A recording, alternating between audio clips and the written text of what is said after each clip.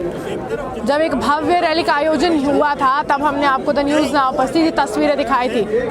अब समाप्त हो चुकी है रैली, लेकिन गांधी परिवार को स्पष्ट संदेश है कि कांग्रेस कमज़ोर हो रही है। ये तमाम वो नेता हैं जो राष्ट्रीय नेतृत्व में एक बड़ा चेहरा माने जाते हैं, हामी भरते हैं चुनावों में, कहीं ना कहीं अगर मैं कहूँ चुनावी रैलियाँ भी संबोधित करते हैं। बहुत भरोसा है गांधी परिवार को इन पर, लेकिन कहीं ना कहीं जो परिवार की अंतरकलह है वो सामने आ गई। जम्मू कश्मीर की धरती से आज एक आवाज़ बुलंद हुई है और ये कहा जा रहा है कि हम जानते हैं कांग्रेस जो है वो कमज़ोर हो रही है। पिछले एक दशक में विपक्ष जो है वो कमज़ोर हो रहा है, लेकिन उसको मजबूत करने का काम कौन करेगा? मजबूत करने का काम जम्मू कश्मीर की आम जनता करेगी, वह देश की आम जनता करेगी। एक और बड़ी बात यहाँ पर यह भी देखी गई कि कपिल सिब्बल ने स्पष्ट रूप से सबके समक्ष कह दिया, जो पूर्व कानून मंत्री हैं और एक बड़े नेता, दिग्गज नेता माने जाते हैं, जो लगातार केंद्र को घेरने का काम करते हैं, उन्होंने भी कह दिया कि यहाँ पर जो तस्वीरें देख रहे हैं हम पिछले कुछ समय से, कहीं ना कहीं कांग्रेस कमज़ोर हो रही है। आपको सीधी तस्वीरें अभी हम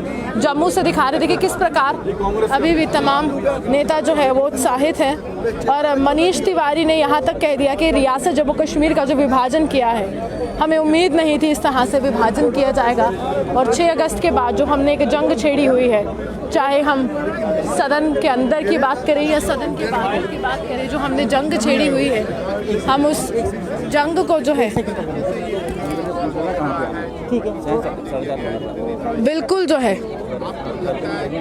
निरंतर जो है लड़ते रहेंगे। और जम्मू कश्मीर के जो पहले राज्य था, फिर केंद्र शासित प्रदेश बना, दर्जा जो है वो समाप्त कर दिया गया, जिसके बाद कहीं ना कहीं टीस जो है वो यहाँ पर लगी है। और ये भी कहा गया है कि वक्त आ गया है, मनीष तिवारी ने ये भी कहा है कि वक्त आ गया है इस देश में जितनी भी राष्ट्रवादी ताकतें हैं वो इकट्ठा हो जाए और केंद्र सरकार के खिलाफ जो है एक मुहिम छेड़ दें। गुलाम नबी आज़ाद साहब की जम्मू कश्मीर को ज़रूरत है, ये भी मनीष तिवारी की तरफ से कहा गया। कपिल सिब्बल ने कहा कि कांग्रेस पार्टी हमें कमज़ोर होते हुए दिख रही है, ये सरकार झूठ के रास्ते पर चल रही है। कांग्रेस का जो अनुभव है, यानी कि जो पिछले कुछ सालों से कांग्रेस लगातार जो है वो सत्ता में रही, लेकिन अब कांग्रेस जो है विपक्ष में है और कहीं ना कहीं सत्ता में रहे तो ये तमाम चेहरे भी सत्ताधारी चेहरे ही माने जा रहे थे। लेकिन अब इन्होंने कहा है गुलाम नबी आज़ाद साहब का जो अनुभव है कांग्रेस को उसका इस्तेमाल करना चाहिए। हम वादा करते हैं कि कांग्रेस जो है मजबूती की तरफ आगे जाएगी। और कहीं ना कहीं यहाँ से ये स्पष्ट हो जाता है कि जो कहीं ना कहीं अटकलें लगाई जाती कि सोनिया गांधी को चिट्ठी लिखते हैं और उसके माध्यम से ये बताने की कोशिश करते हैं कि किस प्रकार जो अब आगे की राजनीति जो है कांग्रेस की होने वाली है। और यहाँ पर वो तस्वीरें सबके समक्ष आई और ये संदेश सीधा दिल्ली जाने वाला है। धरती तो जम्मू कश्मीर की है, लेकिन संदेश दिल्ली जाने वाला है। ये कहते हैं यहाँ पर कपिल सिब्बल के फेक केसेस लगाए जाते हैं, सरकार गिराने की जो हथकंडे जो है वो अपनाए जा रहे हैं भाजपा की तरफ से, वो सही नहीं है। देश की संपत्ति को 2-4 लोगों के हाथ में डाला जा रहा है, एयरपोर्ट भी किसी को दे दिया है। इस तरह की बातें कपिल सिब्बल कह रहे हैं और ये कहा जा रहा है। हाल ही में जो कहीं ना कहीं विपक्ष सवाल उठा रहा था कि मोटेरा स्टेडियम का नाम बदलकर नरेंद्र मोदी के नाम पर क्यों रखा गया, प्रधानमंत्री नरेंद्र मोदी के नाम पर क्यों रखा गया, तो वो भी कहीं ना कहीं यहाँ पर सवाल उठाते हुए कपिल सिब्बल भी नज़र आ रहे हैं। ये कहा जा रहा है कि जीएसटी ने कारोबार जो है वो समाप्त कर दिया है। कपिल सिब्बल ये भी कहते हैं कि तानाशाही को ख़त्म करो, नई आज़ादी की लड़ाई लड़नी है।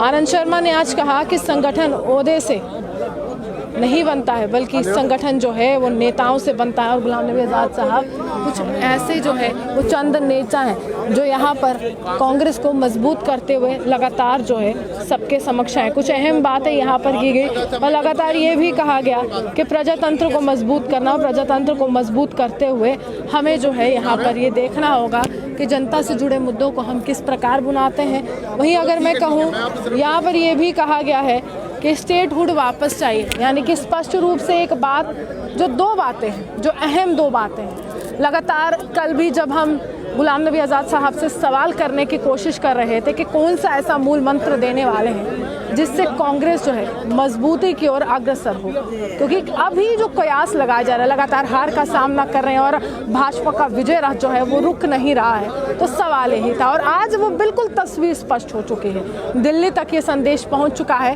कि यहाँ पर गांधी परिवार को समझना होगा कि कांग्रेस किस तरह से अब कमजोर हो रही है। और ये तमाम राष्ट्रीय स्तर के नेता जब जम्मू कश्मीर की सरजमीं पर आए हैं, संदेश के तौर पर ये कह रहे हैं कि मजबूती लानी होगी, जनता से जुड़े मुद्दों को बुलाना होगा, जनता के समक्ष जाना होगा और भाजपा के विजय रथ को रोकना होगा। वहीं दूसरी बात यहाँ पर ये देखी गई कि 5 अगस्त का जिक्र तो किया गया, लेकिन बातों बातों में धारा 370 का जिक्र नहीं हुआ, लेकिन स्टेटहुड का जिक्र जरूर हुआ। यहाँ पर ये कहा गया कि विभाजन की राजनीति को अपनाया गया। हमने कभी नहीं सोचा था कि देश के कोई भी राष्ट्रपति हो, कोई भी प्रधानमंत्री हो, सबने 370 की तो बात की थी कि 370 तोड़ देंगे, लेकिन किसी ने ये नहीं कहा था कि राज्य का दर्जा छीन लेंगे। ये गुलाम नबी आज़ाद साहब ने कहा और स्पष्ट रूप से यहाँ पर यह भी कहा गया कि हमें चाहे सदन के बाहर हो या सदन के अंदर हो, हमें इस लड़ाई को जारी रखना है और हमें राज्य का दर्जा वापस चाहिए। बेरोजगारी का मुद्दा यहाँ पर काफ़ी ज़्यादा गर्माया और लगातार जो राष्ट्रीय मुद्दे हों, जो स्थानीय मुद्दे हों, उन मुद्दों को बुनाते हो कांग्रेस के तमाम नेता जो हैं सबके समक्ष आए हैं। एक सफल रैली यहाँ पर ये हुई है, क्योंकि जनता भी काफ़ी ज़्यादा संख्या में यहाँ पर आई थी। आज़ाद साहब का हाल ही में कार्यकाल समाप्त हुआ राज्यसभा के सदस्य के तौर पर, लेकिन उन्होंने कहा है कि मैं पार्लियामेंट से रिटायर हूँ, राजनीति से नहीं हूँ। एक बड़े संदेश के साथ रैली का तो समापन हुआ। हालांकि अब देखना होगा अगली पारी कांग्रेस में बड़ी जिम्मेदारी और अगली पारी गुलाम नबी आज़ाद साहब की कैसी रहने वाली है। इसी के साथ जम्मू से रूहानी के